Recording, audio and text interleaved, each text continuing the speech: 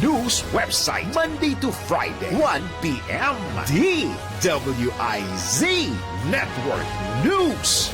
Nagbabalita, naglilingkod sa lahat ng Pilipino. Aliw Broadcasting Corporation. Noon hanggang ngayon, 73 taon sa dagupan. 89.3 DWIZ. Nagbabalita ng tama, naglilingkod ng tama. Todo Balita, Lunes hanggang Sabado, dito sa DWIZ-FM 89.3 News Radio Dagupan.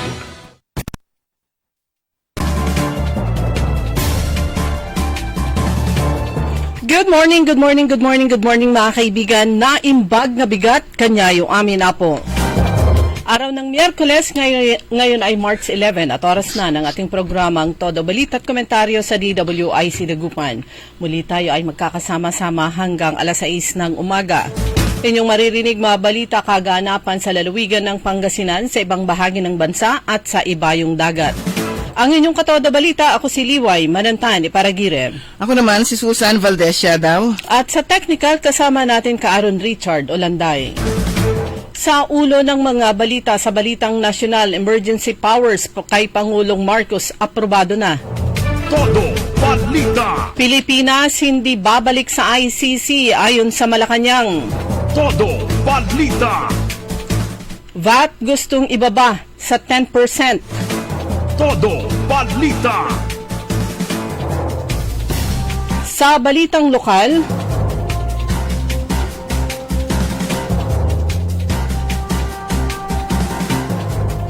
lalawigan ng Pangasinan, PSA nagsagawa ng ceremonial signing patungkol sa National ID at Pangasinan e-Systems. Todo Balita. Pinaigting na price monitoring sa Bayambang isinagawa sa mga gasolinahan. Todo Balita. Sa bayan ng Bulinaw, Fisherman's Village groundbreaking ginanap. Todo Balita. Sinag nanawagan kay Pangulong Marcos na agarang utusan ng Department of Energy. Imbestigahan at sugpuin ng mga gasoline station. Todo Balita. Sa Balitang Pampalakasan, Indian Wells quarterfinal spot, punterya ni Alex Iyala. Todo Balita. At ngayon sa detalye ng ating mga balita.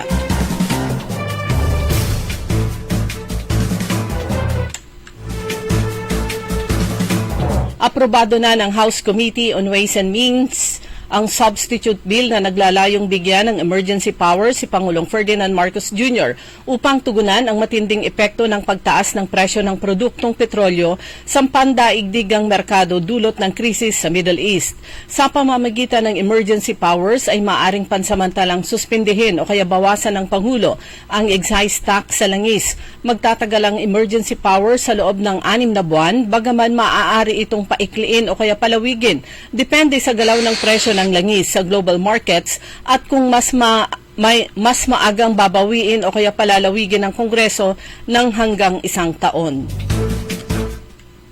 Tutol ang Department of Justice sa anumang motion na magpapawalang bisa sa precautionary hold departure order na inilabas ng Korte sa Maynila laban kay Senador Chingo Estrada kaugnay na umano'y anomalya sa flood control project. Ayon kay DOJ spokesperson Atty. Polo Martinez, may sapat na basihan para matiling epektibo ang PHTO. Nitong Martes ay naghain ng mosyon sa Sandigan Bayan si Estrada para payagang bumiyahe sa Hong Kong, Macau at Japan mula Marso 31 hanggang Abril 5 habang nasa Lenten break ang Senado. Sinabi ni Martinez na ang PHTO ay utos ng Korte kaya ang parehong hukuman lamang ang maaaring bumawi nito. Hindi nagbabago ang posisyon ni Pangulong Ferdinand Marcos Jr. sa usaping muling pagsali ng Pilipinas sa Rome Statute, ang kasunduang nagtatag sa International Criminal Court o kaya ICC.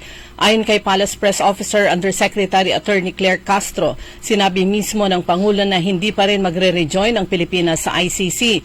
Lang tanungin kung bakit, sinabi ni Castro na iyon lamang ang ipinaabot sa kanya ng Pangulo at wala nang ibinigay na dagdag na paliwanag.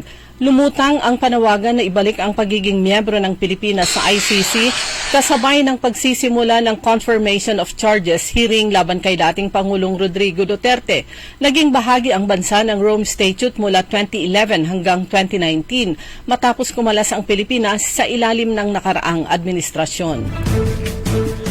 Nakunan na larawan ng sasakyan na may markang EGA Yap District 4 Consejo sa lugar kung saan tinatayo ang umano'y mansyon ni dating ACT-CIS Party List Representative Edvic Yap. Ayon sa kolum ni Jarius Bondok sa Philippine Star, ongoing ang pagtatayo ng mansyon ng dating kongresista sa Rizal Corner, Biak na Batol Street sa Maranyang, Ayala Heights, Diliman, Quezon City.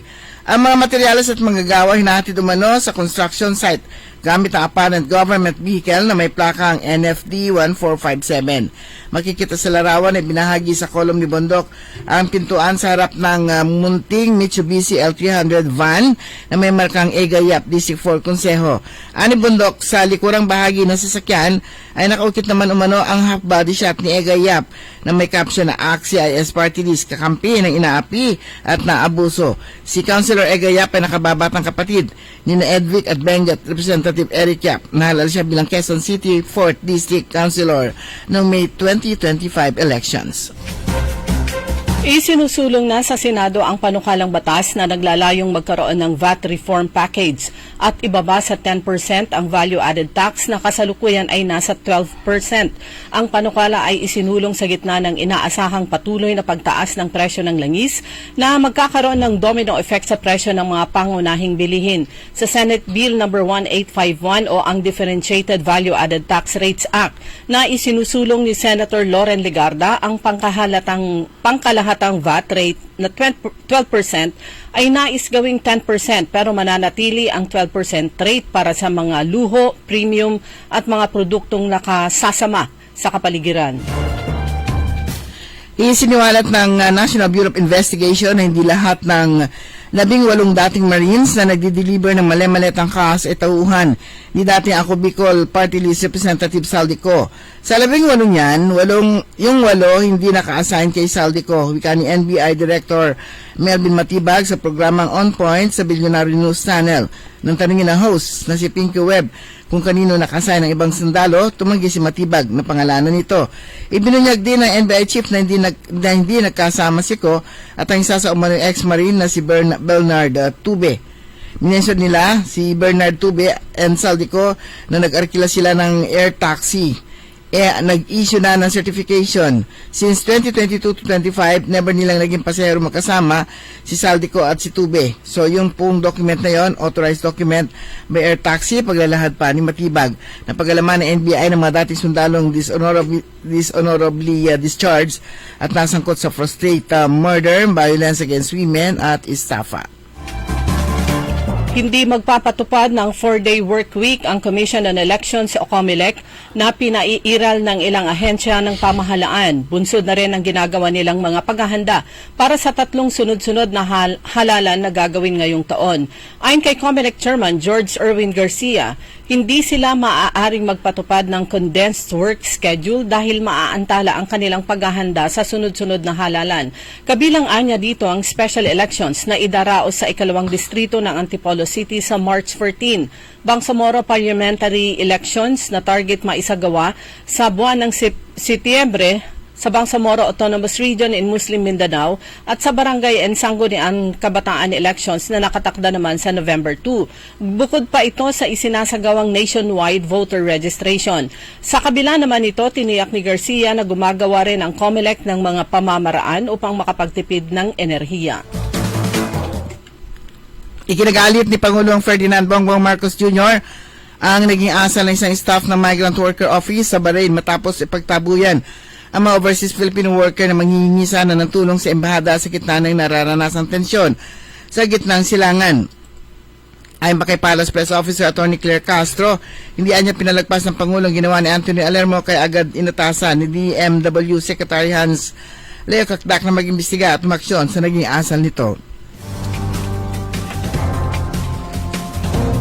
Nananawagan ang Transport Group na Liga ng Transportasyon at Operator sa Pilipinas o LTOP sa Land Transportation Franchising and Regulatory Board o LTFRB na gawing 15 pesos ang minimum fare sa jeep mula sa kasalukuyang 13 pesos minimum fare. Ito ang iginiit ni Calando Marquez, National President ng LTOP, kaugnay ng big-time oil price hike sa bansa.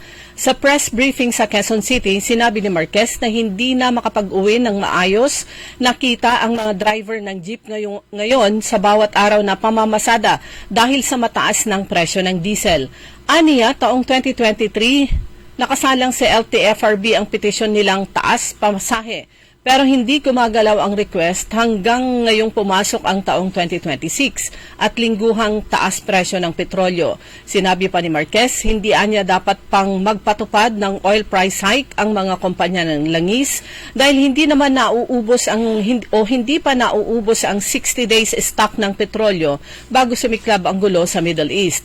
Kaugnay nito, sinabi naman ni Modi Floranda, President ng Piston, na igigiit nila sa LTFRB ang 5 pesos na taas pasahe sa jeep dahil sa naging epekto sa kanila ng patuloy na pagtaas na sa presyo ng petrolyo.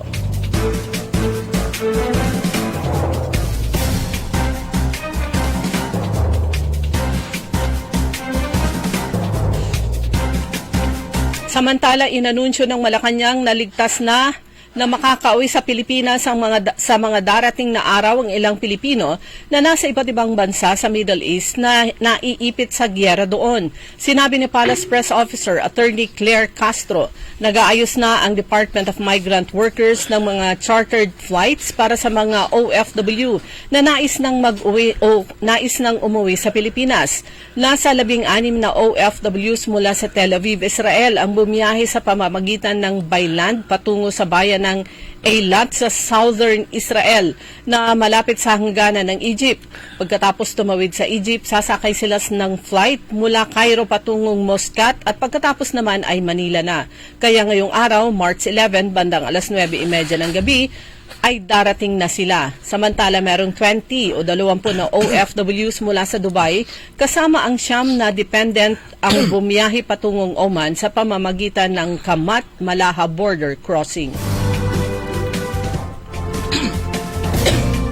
Dumako naman tayo sa mga balitang lokal.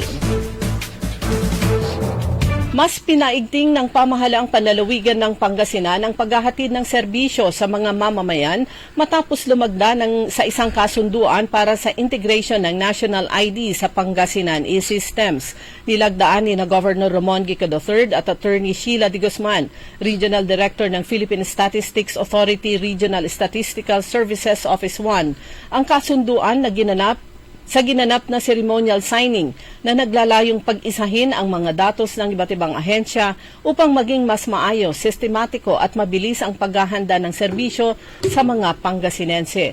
Partikular na tututukan ng integration ang sektor ng kalusugan na isa sa pangunahing prioridad ng pamahalaang panlalawigan. Ayon kay Governor Gico, malaking tulong sa mga mamamayan ang maagap na pagtugon ng PSA sa pagsasama ng mga sistema ng datos.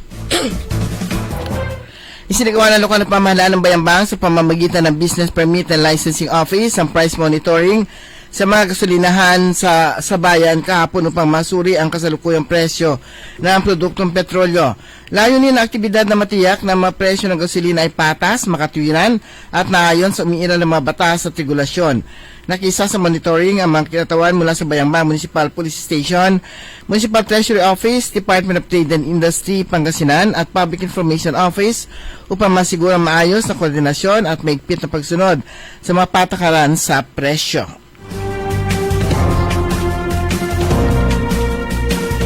Sa bayan ng Bulinaw, isang malaking hakbang ang ginanap kahapon para naman sa local fishing community. Ginanap kahapon ang groundbreaking ceremony para sa Fisherman's Village sa Barangay Balingasay, Bulinaw. Layon ng nasabing proyekto ng magbigay ng housing opportunities sa mga mangingisda na walang kapasidad para magpatayo ng kanilang sariling bahay. Ito rin ay pagbibigay ng safe at stable place kung saan pwede silang manirahan kasama ang kanilang pamilya.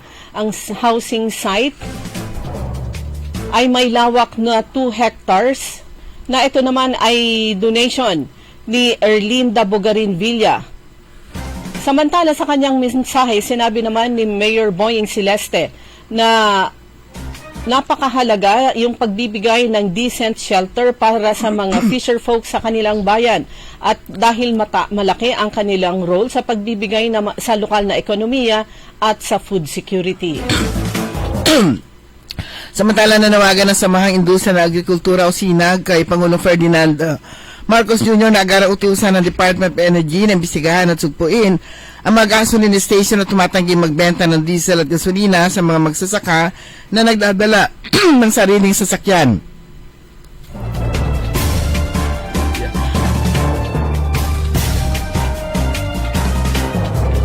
Sinabi ng SINAG na binaha ito ng mataklamo mula sa maliliit na magsasaka at mangingisda sa iba't ibang lalawigan na nagsasabing ilang mga gasoline station ang tumanggi magbenta sa kanila ng diesel at gasoline sa nakalipas na 4 na araw.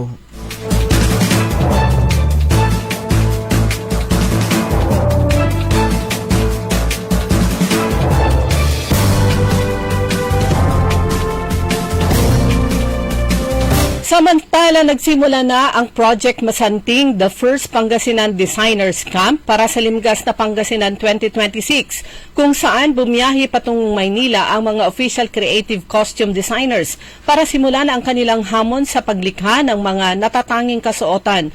Katuwang ang Provincial Tourism and Cultural Affairs Office at ng Limgas Creative Team. Nagtungo ang mga designer sa Maynila tulad ng Divisoria at Quiapo upang maghanap ng materyales para sa kanilang mga likha. Layunin ng nasabing inisyatiba na alisin ang pinansyal na pasanin sa mga kandidata at kanilang lokal na pamahalaan. Bigyan diin ang talento, pagiging malikhain at galing ng mga local designers, alinsunod sa advokasya ni na Governor Ramon Gico III at Limgas Chairperson First Lady Maan Tuason Gico na suportahan at iangat ang local creative industry.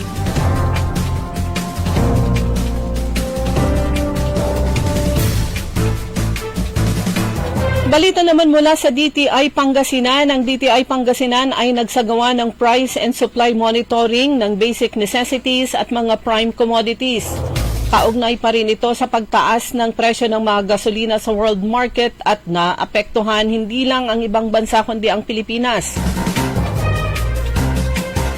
Sa pamamagitan ng Consumer Protection Division ng DTI Pangasinan at ng Negosyo Centers, patuloy ang kanilang pag-supervise sa mga presyo na at supply sa mga price at supply monitoring ng mga basic necessities at mga prime commodities sa iba't ibang mga markets o palengke, supermarkets, grocery stores at mga retail establishments dito sa lalawigan ng Pangasinan.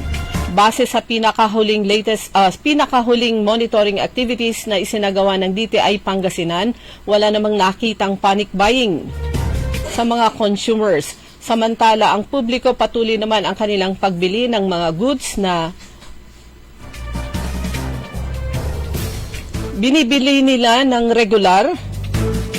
Samantala, ang monitoring result naman nagpapakita ng mga presyo ng basic necessities at prime commodities dito sa lalawigan ay nananatili sa prevailing price levels.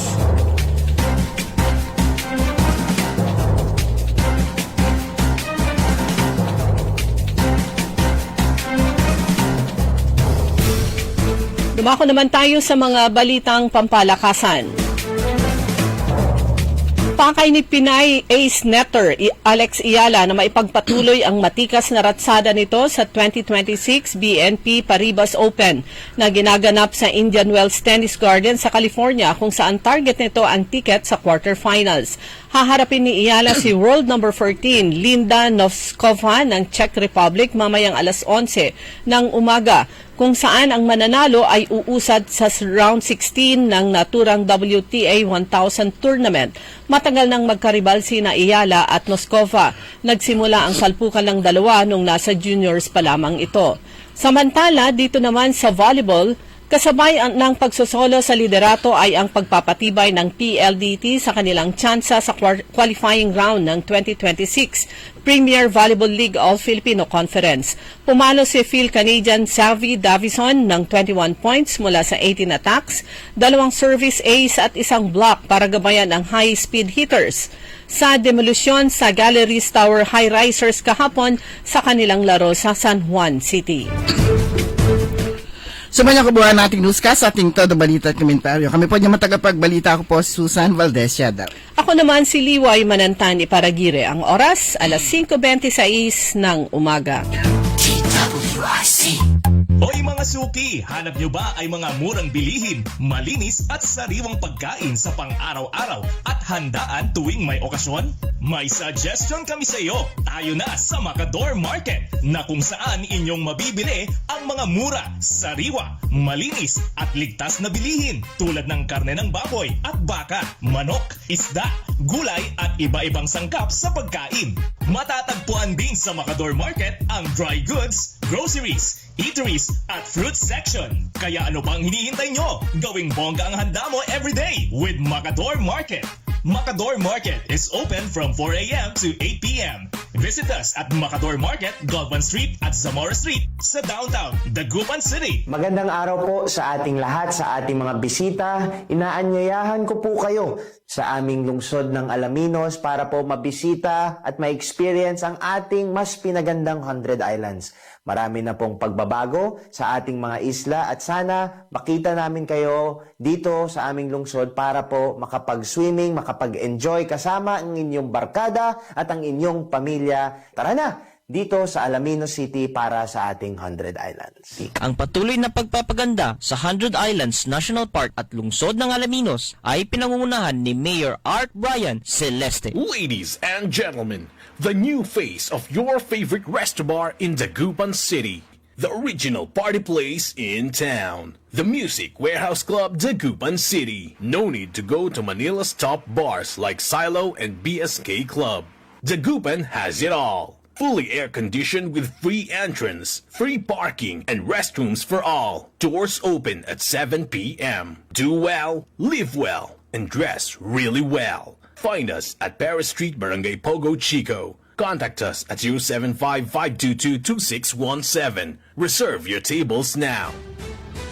Mula sa pamahalaang panlungsod ng San Carlos, Pangasinan, abangan dito sa DWIC 89.3 FM Dagupan ang mga balita, kaganapan sa lungsod. Ibabahagi rin ang mga events kaugnay sa Mango Bamboo Festival na gaganapin sa buwan ng Abril. San Carlos, maayos. DWIC.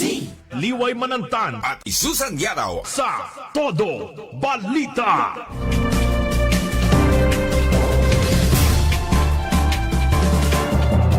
Oras na po natin mga kaibigan, alas 5:30 ng umaga sa pangalawang bahagi ng Todo Balita. Kasama nyo pa rin Liway Manantani Paragire. At Susan Valdez Yadaw. Ayan mga kaibigan, pangalawang araw ng pagkatapos na tumaas ang presyo ng gasolina at saka Pangatlong araw. kasi kahapon 'di ba nagtaas. Pero ano po 'yan, staggered, may susunod pa. Nag-start siya nung isang araw. Monday? Mm-mm. Nagtaas na ng Monday, hindi ba Tuesday ang Hindi ba pagtaas? nung Monday pila na? Yung pila na yung mga oo. Magsasambot. Pero kapag marami pa rin, kahit na tumas na, kasi inaasahan po yung pagtaas pa Oo, kasi next week ng mga 12 pesos. may baka meron pang pangalawa at saka pangatlo kasi staggered nga po yan. Ang ginawa, hindi siya one time, big time. Kaya tuloy ang buhay. Pero nung nakaraan, nakita po natin yung post ni Councilor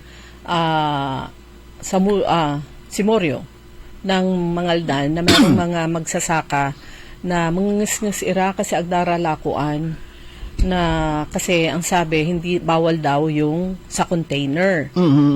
Pero sabi kung gusto nyo kakargahan namin pero awitin nyo Jamaica yun. Actually hindi lang mga magsasaka nagrereklamo, yung Yung water pump nila dalhin nila. Panawagan nga ng Sinag kasi nga marami silang narinig na reklamo, pati mga fishermen. Kasi mga bangka nila hindi naman nila madala din. Correct. Para pag magpapagasolina, bibili sila, meron silang container. Yun yung dating gawi nila kapag namimili sila ng gasolina kasi nga hindi nga nila pwedeng dalhin yung kanilang traktora o irrigation pump o yung kanilang bangka. Correct. Sa gasolinahan. Pero ang mga kaibigan, ang Department of Energy nilabas na niyan yung mga guidelines patungkol dito at pwede silang bumuli. Hindi pwedeng i-restrict at aalamin lang. So kasama sabi dito yung base dun sa isa na nabasa ko Pinapayagan ang pagbili ng gamit ang drums o containers para sa lehitimong operasyon kagaya ng fishing vessels at sea transport, generator sets para sa mga ospital, government, telcos, makinaryang pang-agrikultura. Paalala, ang fleet cards o regular na mamimili ay pinapayagan basta't tugma sa kanilang historical consumption pattern. Yung mga magsasaka o yung mga fisher folks na yan, yung mga may bangka, pagbibili naman, iisa lang naman yung binibilhan nila. Kumbaga may suki-suki rin yan. So yung mga gasoline boys, alam naman nila kung sino-sino yung bumibili. Kaya lang nung una kasi ang sabi nila, sumusunod lang kami sa regulasyon. O ito na, yung maliwanag na inilabas ng Department of Energy at sabi dito, regular na pagbili, 1 drum, 100 liters na diesel, pinapayagan. Ang kasalukuyang pagbili ay tugma sa normal na operasyon.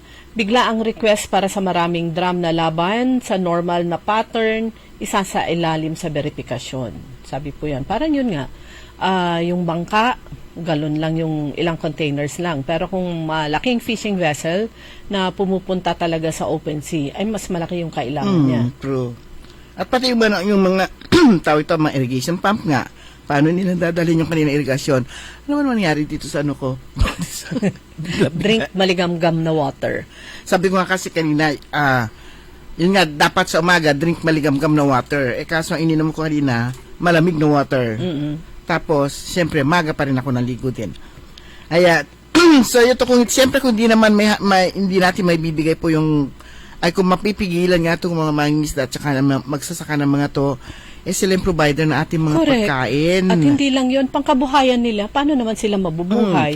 At yung pagkabuhay nila at pangkain na rin natin. Oo, at sabi nga nung sa mga magsasaka, kapag hindi nila pinatubigan yung kanilang pananim, parang yung mais, yung kausap ni Councilor Russell Simori, once a week, kailang patubigan nila yung kanilang maisan. Hindi pa gaanong malalaki. So, sa isang linggo, pag hindi napatubigan yun, mamamatay.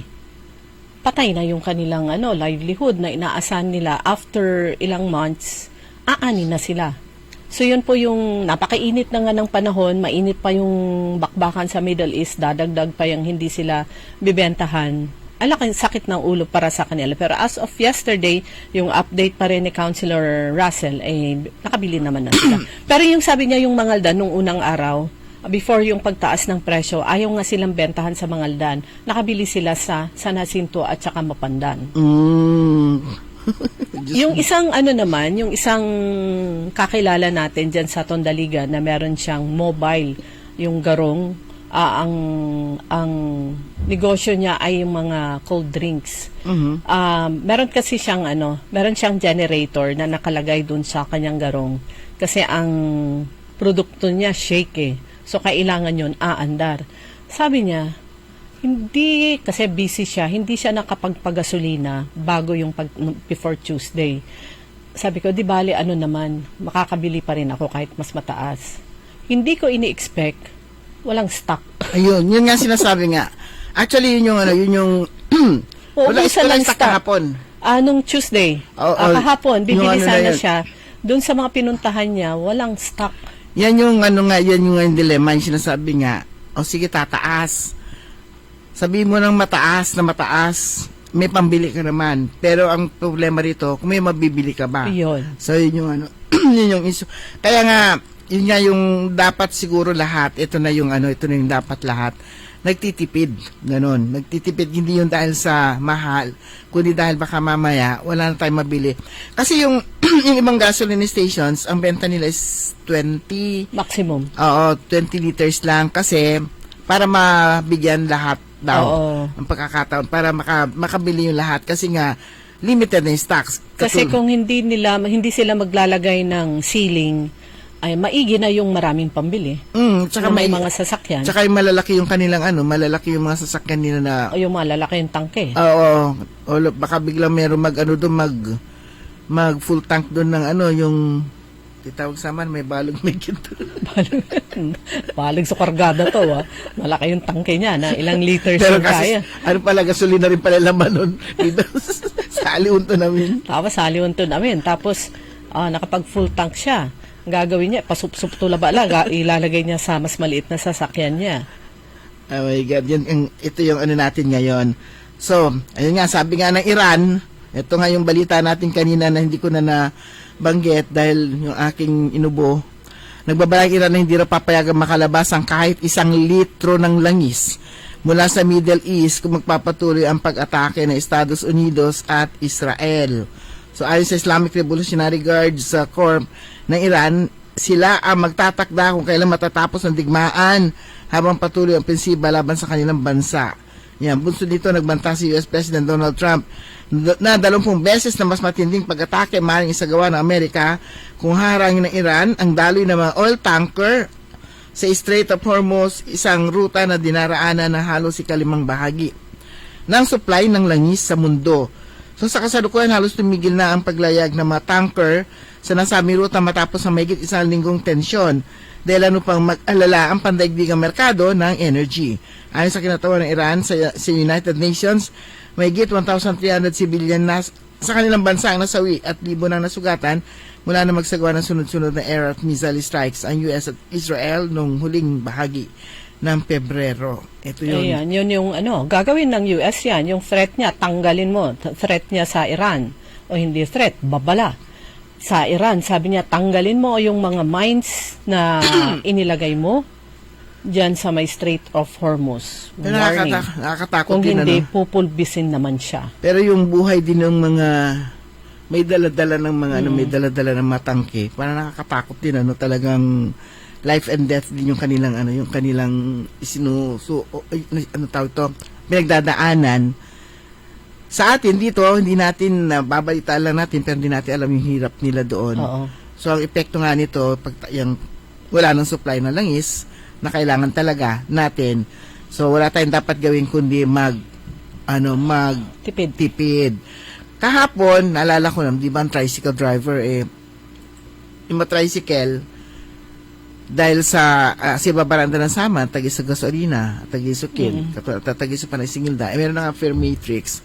Sabi nga ni, nakapunta ko doon kasi babayaran ko na wala yung ticket ko. So, kasi na gusto ko siyang bayaran, hindi ko siya mabayaran. So, wala akong choice kundi pumunta ng opisina ng Poso. Dito na pala sila sa sa munisipyo. Bumalik na dyan. Hindi na doon sa may poolside. Obviously, pareho tayo matagal nang hindi nagpupunta Oo. ng Poso. 2 taon na sila dito. Saan banda doon? Wala, alam mo yung BIR dati? Doon sa baba. Oo, tabi nun. Kaya lang hindi ko alam kung nandun pa rin ang BIR. So doon mismo yung yung kanilang opisina na. Iniwan kasi yung doon sa Poso, sa may poolside, naging yata yun, parang children's. Kasi naman, yun talaga yun. yun talaga yun. Yung purpose ng building na yun, tapos inilipat doon ang Poso. Kaya lang, teen center yun dati kaya lang, siyempre, kailangan din ng Poso yung opisina nila. Kailangan nila ng mas malawak, tapos meron silang doon monitoring na mga parang LED TVs. Parang 911, parang ganun. Meron silang monitoring dun sa isang So, maliit lang yung kanila opisina. At yun nga, siyempre, hahanapin nila yung resibo. So, kailangan ko i-trace kung kailan ako nalagyan ng ticket. Naalala ko Feb 26 kasi nga, yung 27 umalis na kami. Alas 7 ng gabi. Merong si Sir Arvin. Si Poso Chief. Arvin. Sa cellphone niya, titignan niya lahat. Andun pala lahat. So, lahat pala ng mga, lahat ng mga pinipicturan, lahat ng mga nahuhuli nila, lalong-lalo na kung walang, lahat ng nahuhuli nila, pipicturan para wala ebidensya, para wala reklamo. Correct. Makita nila. Buti na lang, di ko sinabing walang signage. Buti na lang sinabi ko, may nakita ko signage sa taas. Ilang araw bago matapos akong yung pala yung picture nung race ko sa tapat mismo ng no parking. ang ganda ng pagkakakuha niya. Kaya lang talaga hindi mo makikita. Nakikita mo ba? Hindi mo pansinin, di ba? Nasa taas Hindi ko na hindi ko nalilingunan. Ako talaga hinahanap ko kasi nga dahil nga yung spot na yun, doon ako nahuli. Sabi ko, ayun, meron palang doon. May no parking nasa taas. So anong sabi ni Sir Arvin sa mga sa mga tricycle? kapag ka daw yung yun nga sabi ko nga sa kanya, naayos na nga, ang penalty ng mga Richard, mainit. Ang penalty ng mga kolorom, 5,000. Pero marami pa rin. Pero marami man nalulusutan pa rin sila. Oo. Kaya talagang mahigpit din yung kasi Pero paano sila malulusutan? Sa mga pumipila-pila, meron doon eh. Kasi Diba? nung nandun tayo, tama-tama, tumawag si Mayor, naririnig ko yung usapan nila. Meron dito yun ang huli kang, tawag nito, mga, na yan? Kolorom. So, naghatid lang daw ng bata, yata. Parang tricycle din nila. So, siguro, ewan ko kung parang wala na ba tayo magagawa dito, sabi ni Mayor. Di ba bawasan na lang ulit. So, discount na lang ulit. Para lang mapagbigyan din yung yung tawag nito, yung nagrereklamo. Siyempre, mabigat din naman yun, lalong-lalo na itong panahon na to. Yung yung akin naman, yung kaso ng akin, abandoned vehicle o parang unattended. Oo. So, parang sadyang pinark na doon. Oo, unattended. Yun nga, sabi ko nga, actually, wala akong 20 minutes na kasi ang nabili ko lang, yung time na yun, walang isda eh. Ang nabili ko lang talaga bangus. So, ganun lang ako kabilis. So, ilang minuto pag considered as unattended? Hindi ko na na-interview, hindi ko rin naisip ko na yun, nung paalis na ako ng bahay. Sabi ko nga, one time nga, sir, interview namin kayo. Oo, kanto mo, Sir Arvin. Pero yun nga, 1,000 din yung unattended na, na presyo ng kapag ka unattended. Tapos kapag ka, parking, lang, 200. Sabi ko, hindi naman siya so nagulat niya ako kasi sabi ko bumili lang ako sandali ng bangus sa talagang sandali lang kasi parang yung unang ang pagkakaalala ko abandon yung pala unattended. Pero yun nga ang nakakatuwa doon yung kapag nahuli yung mga ninyo hindi ka makakareklamo kasi may resibo. Yun ang maganda. At least very good naman yun na sistema ng poso para wala nang rage at wala nang lusot o palusot. Tama naman yun. Pang yan, protection din ng mga nag-i-issue ng ticket. Oo. Na syempre yung iba kasi inaaway yung mga traffic enforcer. O yan, may evidence. Very good yun. Sabi nga ni Sir Arvin, para kung makita namin na may mali din yung enforcer, ay hindi rin naman namin ito-tolerate, sabi niya gano'n. Yung At kasi sabi ko, pag tignan sa CCTV, mag-playback pa sila. Oo. Kung picture, ando na yon. Plus yung picture kasi, nakalagay doon ang mga information, yung petsa at saka oras. kaya natawa nga ako na makita ko nga talaga yung picture ko, talagang tapat na tapat. Ang ganda eh. Na bullseye. No parking. Sa kumbaga, quiet ka na lang. although hindi naman sabi kong babayad ako. Pero yung sabi ko nga, yung time na yon, doon ka na lang, kwanto lang tinan kagawad, di man kalaay, dyan harap na Starbucks. Tapos, doon sa harap, mayroon pa isang sasakyan na talagang isinampan niya na sa Stepping. sa sidewalk. Oo, isinampan niya na. Huli din pala yun. So, natikitan din yun. Kasi nasa sidewalk siya eh. Parehong mali. Parking area. Tapos, isa nasa daanan na ng tao. Yung sidewalk is no parking din yun. So, gaganunin ko sana kaso, sandali lang naman ako. Tapos yung dun sa yan para sa mga kababayan natin, para alam nila. Kasi akala, wow, ang linis. Sabi ko parang, ang bongga na ma'am, ang linis. Siyempre wala kang wala kang hirap-hirap mag-park. Yung harap ng ng plaza. Starbucks. Starbucks. Bawal din pala Metro doon. Plaza. Oo, bawal din pala doon. Kasi, daanan daw ng tao. Nakaano na kasi sa sidewalk. Kaya nga, so, maski doon ko pala pinarada, wala rin pala akong lusot. Same. Oo, matitikitan din ako. Sabi ko nga yung araw na yon, may nakita akong poso doon sa malapit sa traffic area na may pinarang kotse. Sipag naman ng poso na to, sabi ko gabi na, yung ang daw sila hanggang 3:00 ng madaling araw, yung nila, yung parang kanila. naka-schedule. Oo. Kasi sabi ko, bakit hindi nila nahuhuli yung mga nagka-counterflow dito. Oo. Yan, Ang dami-dami. kasama rin pala yung counterflow na binabantay nila. Kaso hanggang alas 3 lang sila. Oo. At saka, ayan, Mampaynawa mo tirakan. good morning kay Sir Arvin Dicano, ang Poso Chief. Sana tignan din po. Pasensya na mga kaibigan natin ha, na mga tricycle drivers. Kasi yung pinagpaparadahan nyo po ay loading-unloading area. Diyan sa harapan ng DBP. At saka talagang sinakop na talaga nila yung mga... Tapos, nakapark na nga sila dun sa sidewalk. Yung harap pa nila, counterflow. Nakaharap papuntang Kalasyaw. One way yun, dapat harap nila papuntang traffic. So, parang ganon. Iliradamot para magandang kaya lang tignan. po, hindi lang po sidewalk po yun.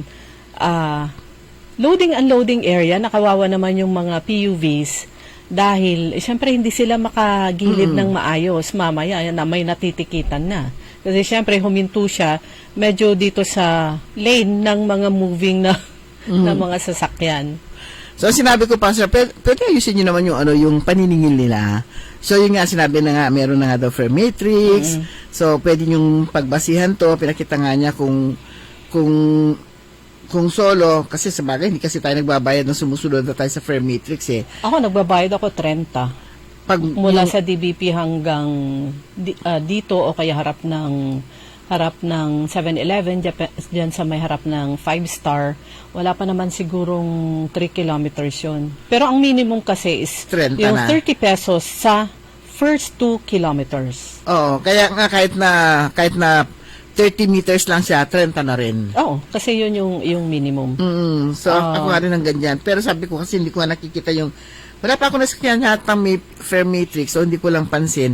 Basta... Parang wala pa rin akong nakitang nakadikit ang fare matrix. Oh, yun. Dahil ang fare matrix po ay dapat nakadikit sa loob. Oo nga, tapos sa labas... Tapos kaharap mo siya. Sa labas yung decal number. Yung decal number nakalagay din doon. Mapapansin nyo may nakalagay na araw. Kunyari, Monday. Monday, hindi siya dapat pumasada. So, kung nasakyan nyo siya ng Tuesday, tapos Monday yung nasa decal number niya, violation na yon. Pero considerate naman po ang mga pasaheros. Ang concern lang itong yung pamasahe. So ito yung marami pa yung pinakita nga niya diyan pa marami. So mukhang hindi pa naidikit or siguro ilang pa lang yung kanilang naidikit. O kaya kasalukuyan yung renewal ng mga franchise. So nakalagay dito kapag yung tangko ibalog ko, wala nabasa. Oh, actually, ang may impose ay screenshot ko lang, napalaki ko na. At Pero saka na-adjust ko na. Hindi, nababasa naman. Ito, distance, regular fare, non-holding area. Ibig sabihin, ito yung umiikot. First 2 kilometers. Ito, mas malinaw. First 2 kilometers, ano nga dito 20 per passenger. 30 pesos solo passenger per trip. Ano yan? Special hire. So special hire to. Ngayon ko rin lang napansin. So, kung regular fare, non-holding area, yung umiikot po yan, 20 per passenger. 20 per passenger. Kung mag-isa kayo, sa first 2 kilometers, 20 lang. And then, paglagpas ng first 2 kilometers, 10 pesos 10 na pesos, per so succeeding kilometer. Okay. So, pag special hire, ito po yung mga nakaparada. Nasa mga holding area. 30 pesos per solo passenger per trip. Tandaan nyo, that's per trip. So, kung sumakay kayo ng tricycle dito sa harapan, yung mga nakapila dyan sa harap ng 5-star at saka Solid North, 30 pesos per passenger. Yun. Hindi, pag solo. Pag solo. Pag dalawa, 25 each. Per passenger. Ayan. Pag tatlo, 20 per passenger. Para sa 3 to 4, yun yung hindi siya overload. Plus succeeding kilometers, first 2 kilometers yun succeeding kilometers, 10 pesos, which is reasonable naman. So kung halimbawa kung 4 kayo, 80. Tapos, Sa first 2 kilometers. sa susunod na kilometer na, magiging 90. So 10 pesos lang. So hindi siya 10 pesos per head. Ayan. At akala ko nga, sabi ko parang... Hindi ko napansin kaagad tong Ngayon ko lang napansin tong 20 pesos per passenger sa regular fare. Ako naman, sabi ko, parang wala akong nakitang discount dun sa So ngayon ko nila nakita, meron 20% discount. Yun. Pero may 20% discount naman. Pero sa tricycle, siyempre hindi yan nasusunod. Kaya lang, hindi pa... tapos sabi nga niya, kapag ka merong mga mabuso mga tricycle drivers, kanto, picturean nyo lang. Kasi makikita dito, Monday, 11:51, sa kung anong araw yung ano. Yan naman na yung practice noon. Picturean mo yung decal number, kaya make sure na ang sasakyan nyo ay yung merong franchise. Paano nyo alam na may franchise? Meron nga yung number sa harapan ng kanilang tricycle. So, picturean nyo lang po yan. Yun nga, yung sa picture kasi makikita dyan kung kailan, anong petsa at saka yung oras. At saka dito sa tricycle fare matrix, meron din, nakalagay din noon kung anong araw siya, at saka kung ano yung sticker number niya. So, kung di mo mapicturean sa harap, yung fare matrix lang, sapat na para ireklamo itong mga tricycle drivers. Kaya at saka lang, pansinin nyo rin baka naman meron nga siyang fare matrix na yung bago. Ang dami na mga burloloy na nakasabit. So, di ba, meron tayong kunyari, may pinaliit na business permit, may kung ano-ano pa doon. In the end, makikita mo, hindi mo na mabasa yung fare matrix. yun talaga yung purpose nun. Yun ang purpose nun. Kasi, kapag may fare matrix, ibig sabihin, meron na siyang business permit. Dumaan na siya sa proseso at nagbayad siya. So, hindi na kailangan yung kopya ng pinaliit na business permit. Ano na lang yun. kaya lang, ang sabi ko, hindi pa ito naididikit nila lahat. Tumaas na naman ng bongga yung gasolina. Kaya nga sabi niya, yun nga daw yung kanilang rin. Doon sa post ni din. Mayor Belen, parang nagkaroon sila ng pagpupulong with the pangkalahatang samahan ng mga TODA sa Dagupan. Kaya lang, hindi naman nakalagay kung ano yung... Basta nagkaroon sila ng meeting. Anyway, understand yung concern naman ng mga tricycle driver and operators. Dahil lahat po tayo apektado ng super duper dito sa pagtaas ng presyo ng gasolina. Kaya talagang aray. May nagsabi nga ang hirap nito kapag wala na mabiling gasolina, mapipilitan maglakad ng mga tao. O wala kang choice, babalik tayo dun sa sinaunang panahon. Kaya yung mga payong nyo, kung ayaw nyong bumili o walang pambili, yung mga old na mga payong nyo, halukayin nyo na at punasan nyo na. Oo. Kung pwede pa namang gamitin. Kahapon meron akong 2 nakita na payong na pwede pa. Yung payong kung yelo na nando sa sasakyan, ba't biglang gano'n, nag-stack up, wala na, sira na? Oo, kasi ano naman yun, hindi siya pangmatagalan yung handle niya. May stock up, mga ngalawang. Pero yun po yung, hindi lang dahil sa mataas ang presyo ng gasolina, pero kailangan talaga natin. We have to realize na agay-lay putang. So, kailangan nating magpayong. Pero kung minsan... At saka pananggal lang sa hindi mo na maintindihan yung panahon. Correct. Bigla-bigla umuulan sa kasagsagan ng summer. Tama. Sa kalagitnaan ng summer season, bigla-biglang umuulan. So, yun yung kapag pero sa ngayon din, siguro magtalusan na lang, mantalusan na bala. O nagyugabay mamba na agay katagoy kasi talagang sobrang taas din naman ng gas. Para magbigay din naman kayo ng mura lang, mag-jeep na lang. Sumakay na lang ng jeep. Tapos, lakarin nyo na lang kung saan yung hanggang saan na mararating ng jeepney. So, pinopromote yung mga pero i-promote natin yung mga sa jeepney rin. So, ano yon, maglakad, sakay sa tricycle, o kaya mag-jeep, o balik sa number 1. Kung kaya na, kung malapit lang, maglakad, kawawa din yung ating mga kung maraming maglalakad, nakatipid yung naglalakad, wawa naman yung tricycle driver. So parang wala siyang win-win.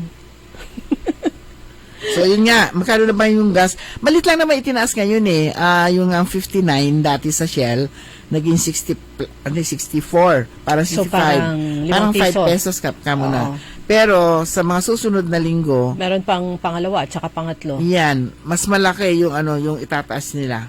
Kaya nga kahapon, marami pa rin yung mapila sa mga sa mga gas station. So pati mga maliliit na mga gas station na dating nilalangaw, hindi ganong pinupuntahan.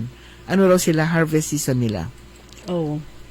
Harvest season kasi ng kailangan mga talaga gas station. Sabi nga nung yun nga yung mga naglalako, yung mga mobile, mga negosyante, yung negosyo nila tusok-tusok na yung yung isa nga sabi niya kasi yun nga na meron siyang kailangan magkarga siya, sabi niya akala ko tataas lang, hindi ko naisip na pwedeng maubusan ng stock. Hindi ako nakabilikan to. Ilan yung pinuntahan ko, wala akong nabili, pero sana pagdasal po natin na sana matapos na.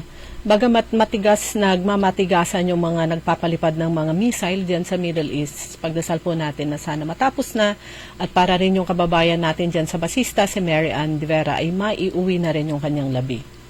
Kaya nga mismo kahapon lang usapan namin si dating DCV yan, sabi niya, kahit na ba itaas ang siste, may mabibili ba? Oh, yun yung ang question, may mabibili ba?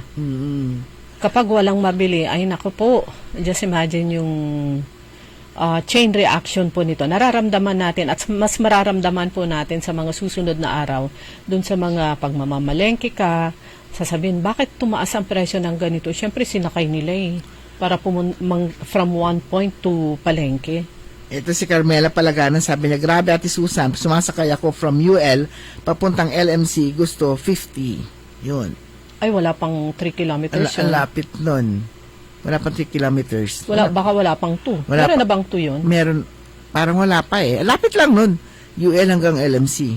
Malapit lang yun. So, dapat yun 30. Pero, siguro itong mga tricycle drivers, maninibago sila. Talagang laki ng adjustment nila kasi nga, from ganun to ganun. Yung kailangan nilang sumunod at nagiging stricto naman. At yun naman ang poso. Yun naman ang napag-usapan, narinig ng kanilang mga representatives nung nagsagawa ng public hearing na one time. Ang sangguniang panlungsod. Yung umattend ako noon na talagang tinanong ko, walang masyadong from the public from the riding public. Oo, kasi walang yung masyado. Dapat yun lang mas minsan sa atin, yung mga walang pake. Pero dapat nagkaroon pa ng part 2 at dalhin nila sa ibang lugar. Bakit noon, pag may mga public hearing, dinadala nila sa iba't ibang lugar, pero pare-pareho yung audience. Bit-bit nila yung audience. No? Pero yun po, nagkaroon ng public hearing at yung mga representatives ng iba't ibang tricycle and operators associations, pati yung kanilang federation ay mga representatives. At yun yung present naman sa kanila at nagkaroon ng talastasan at napag-agrihan naman. Kaya ito, yung effect po niyan. Kaya lang nga, talagang masakit para sa lahat itong pagtaas ng presyo ng gasolina. Okay, 1 minuto na lang. Happy birthday kay Dr. Glenn Soriano. Ayan, yung kanyang birthday kahapon. Happy birthday, Doc. Happy birthday po. At good morning kay, saan na sila? Edric Jacob Revilla, Glory Sanchez Maramba, at si Cora Aquino at Kuya Mar, at saka si Nanay Dading, at saka si Kaaron Grace dyan sa Tabung. Kuya Benji Tan, binabati niya si Aurelio Tandok ng good morning at sabi and niya, safe trip. Yung dating pinakamura na station na Sentrum, sila nag-increase ng 70. Ng 70 ang diesel Friday last week. Shell naman, more than 20 years na kami bumibili sa kanila, ayaw magbigay sa container para sa mga engines na binibenta namin. O nga, pang testing, consideration, kung to, gano'ng mabayagla. Yun nga, sila, Ernesto Mosada nga, sino pa yung babati natin, sila Ate Aurea, Oscar Dolormente, si Nelda Peralta, Cecilia Morante, Sir Jujil Beltran, Sir Roberto Nimer, Romulo Espinosa, Randy Manawis, kay Mamata Entropa, Sir Napoleon Co, Carlito Bandong, Mirna Tejada Esteves, Ben Gavo Villano, Sherin Delorio Cabinta. Hi Ma'am Sherin. Ang tangkad na ni Joy Joy at saka very pretty. Ayan, and congratulations. Palaging nananalo sa swimming. Si Glory Sanchez Maramba, tsaka si Edric Jacob Revilla, tsaka si Mother Helen. Hello. Mother Helen, good morning. At saka si Papa Rap. At saka ganun din si Marie. At saka si Nino doon sa Boris. Rafael Acosta Mangalyag Jr. at saka si Bentong. Yan. Si Bentong ng Bugal. Si Bentong ng Bugalyon. How are you? Ayan. Siyempre kay Mayora Michelle. Kay Ma'am Michelle dyan sa Bugalyon. Yes, at saka kay Mayor. Pero mga kaibigan, wala na po tayong sapat na oras. Nantabayanan po ninyo. Baka bukas po, Webes, baka hindi po kami mag-program. Pupunta kami sa Manila. Wala na po tayong sapat na oras at tabayanan po ninyo susunod agad early in the morning. Makakasama po ninyo si Karen Orly Navarro, programang Todo Balita at Komentaryo. Kami po niyo nakasama sa technical side si Richard Ulanday. Ako po si Liway Manantan Iparagire. Ako naman si Susan Valdez Yadaw. Magandang umaga po sa inyo lahat. Sumayin nyo ang Todo Balita, Lunes hanggang Sabado, dito sa DWIZ-FM 89.3 News Radio Dagupan.